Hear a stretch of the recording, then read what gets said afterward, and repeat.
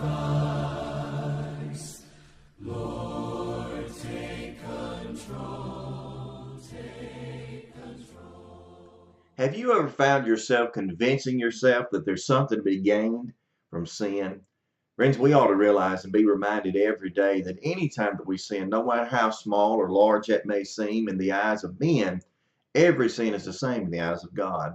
And every sin will take us down a slippery slope, which there is really no return, save we look to God and come back home to Him in prayer. Now, I want you to understand that. I want to be reminded of that myself daily because the Bible teaches us in Proverbs chapter 20 and verse 17, for example, these words. There the Bible says, the bread of deceit is sweet to man, but afterwards his mouth shall be filled with gravel. Now, what does that say? Friends, that's describing to us how sometimes when we see sin, the sins of others, or at least sins that we could become involved in, those things oftentimes look sweet. You know, it's the case concerning most sins in life, if not all, that when we look at them from the outside as onlookers, if we look at them through the eyes of this world, through human eyes, we oftentimes see those things as being attractive. We see those things as being something that are desirous, something that we ought to be involved in, or we might enjoy being involved in. But as we get farther into that, we've already deceived ourselves into thinking it's a good thing, and now our mouths are filled with gravel.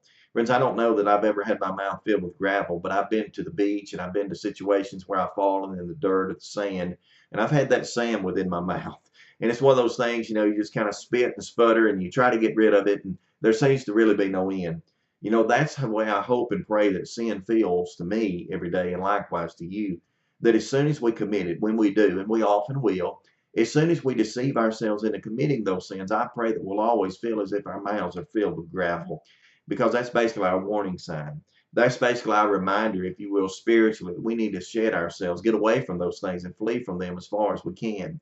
And that's the way it always ought to be in life.